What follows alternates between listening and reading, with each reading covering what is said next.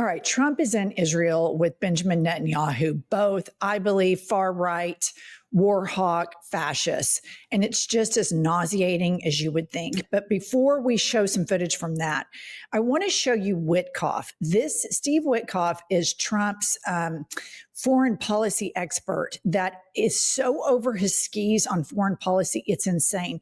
Here he is just a couple of days ago in Tel Aviv with Jared Kushner and Ivanka Trump.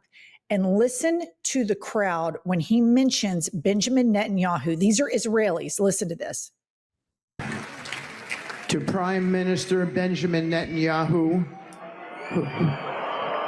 Oh.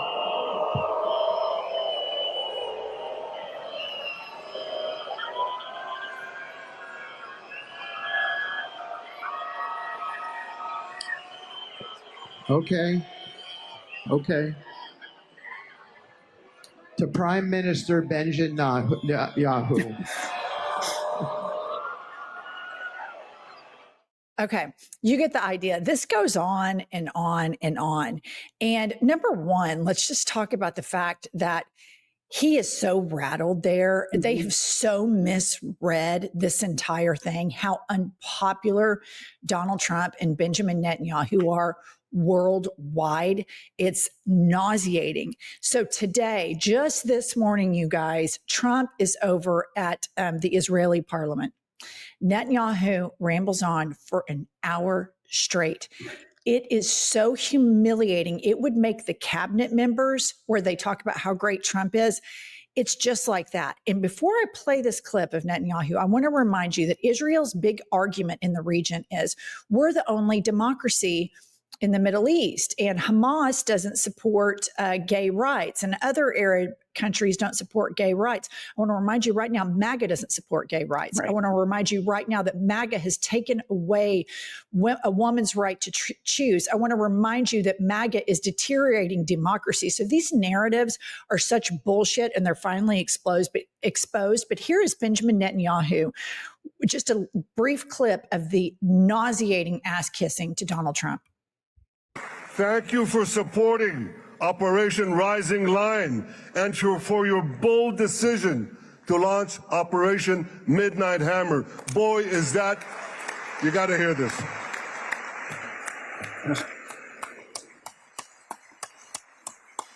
This is the most fitting name ever named for a military operation, because a little after midnight, you really hammered them.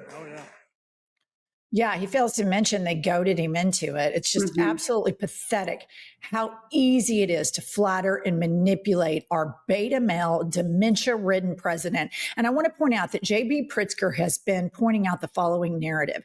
The people in Trump's cabinet are exploiting his dementia to erode civil rights. And I think world leaders right now, Benjamin Netanyahu is exploiting Trump's dementia right there, because he's clearly thinking he won't remember that Netanyahu and Israel, they're ones that dog walked him right into that thing. Well, of course he won't, because he can't remember anything. And Benjamin Netanyahu is a war criminal. Let's just remember that. Donald Trump is taking away people's rights in the United States of America, not to mention all this crazy shit going on in the Caribbean, which I'm not sure is legal. But here's the deal. You have two unpopular dictator wannabes that control their government, and their people do not like it, just like we don't. Okay, and here's Trump reminding everybody that with his dementia, he's only capable of a couple of talking points. These are the talking points that he rolled out a couple of weeks after he won or was sworn in for this nauseating experience that is Trump 2.0. Play the clip. This is once he is speaking after Benjamin Netanyahu just this morning. A year ago was a dead country. I say it to people. I heard it first from the King of Saudi Arabia. I then heard it from UAE. I heard it from Qatar. I heard it from many other countries. A year ago, the United States of America was a dead country. Now it's the hottest country anywhere in the world. It is the hottest. There's no question about it. Okay. Number one, he says this lie all the time, and it's delusional and weird and not grounded in fact. And it's not the way that a president speaks, especially at the end of this horrific 2-year-long war. Of course, he's sitting there bragging about himself. But the fact that people in that room, in the Israeli government, are applauding him is something I want to talk about. The allies of the United States of America have some decision making that they need to do. Now, as it pertains to Benjamin Netanyahu, if not for this war, he would have been voted out and facing bribery charges in his country. And so he had a vested interest in keeping this war going on. Donald Trump, if it weren't for an impotent Merrick Garland, would more than likely be in jail. So right now, this world alliance is really, from 8 months ago, is really shifted into a really scary place. You have Benjamin Netanyahu and the Israeli government applauding Donald Trump, who is eroding civil liberties, removing health care, just removed all sorts of social services for Americans because they want our tax dollars. And here's what's so sinister about Benjamin Netanyahu's government. They can't win the fair way. Mm-hmm. So they are having Zionist Americans purchase big media empires, and they're paying influencers a ton of money to promote Zionist propaganda. They know that this works in the United States because Vladimir Putin started doing it 10 years ago. Exactly. And it's so easy to manipulate people when you own TikTok, when you're paying influencers, when you're bringing out the youth vote. And Netanyahu knows he has a problem with Americans because of the way he's treated the Palestinians. But I'll tell you what, right now, Donald Trump, without question, the most corrupt, the most demented. He has no idea what he's doing. It's ridiculous, him over there. Okay. And now Trump, his speech was disrupted by, put this up, Kylie, let me read the tweet first. Wild protests during Trump's speech, 2 lawmakers ejected from Israel's Knesset. And one of these lawmakers was Jewish, the other Arab, speaking out against the genocide that was conducted by this government, funded by American taxpayers.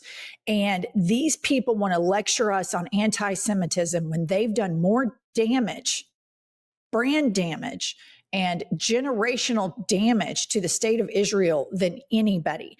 And the fact that these 2 criminals, Benjamin Netanyahu and Donald Trump, have aligned should terrify anybody, and shame on every single Israeli politician in that room applauding when Benjamin Netanyahu praises Trump, applauding at Trump.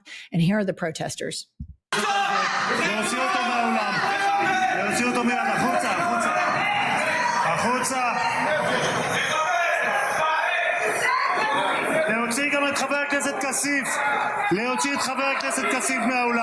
Okay.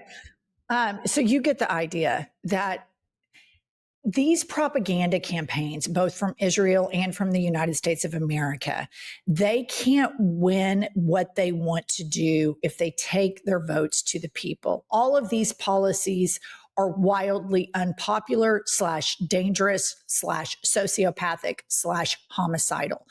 So they have to stage these situations. But you see, Witkoff tried to stage it on the streets of Tel Aviv, and you see that Israeli people are booing the shit out of Benjamin Netanyahu. You see it when Donald Trump gets out of a friendly space. He gets booed by the American people. And as we head into the No Kings peaceful protest this weekend, I think America is going to find out exactly how unpopular this president is. But I want to remind you of something so dire and so devastating as these countries are celebrating the end to this genocide. This is, put this up, Kylie. Here's the tweet. Holocaust survivors, hundreds of thousands of native Palestinians returned to their neighborhoods in northern Gaza after being decimated by the U.S.-backed genocidal Israeli regime. Latest academic study as estimates are 680,000 dead / missing / excess deaths, a tragedy of historic proportions.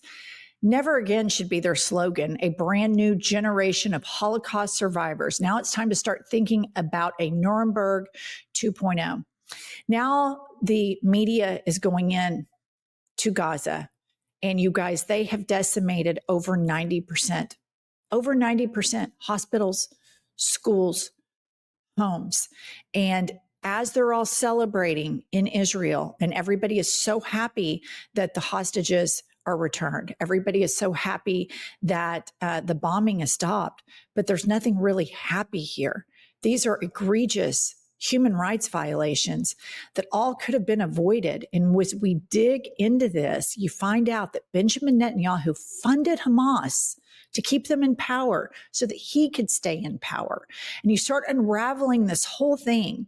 And we have to be reminded that those Israelis that were booing Benjamin Netanyahu, Americans like Pumps and me, and you watching this that boo Donald Trump, Palestinians that just want a right to exist, not in apartheid, and live and have, their own rights and their own sovereignty. We all have a lot in common. And dictators and authoritarians and war hawks like Donald Trump and Benjamin Netanyahu cannot win when they take their ideas and their platforms to the ballot box. They have to fake it until they make it, and we cannot let them make it. We have to stand firm and remember our shared common humanity. All right, that's all we have. We'll be back with a lot more breaking news later today. Make sure you subscribe and like this video.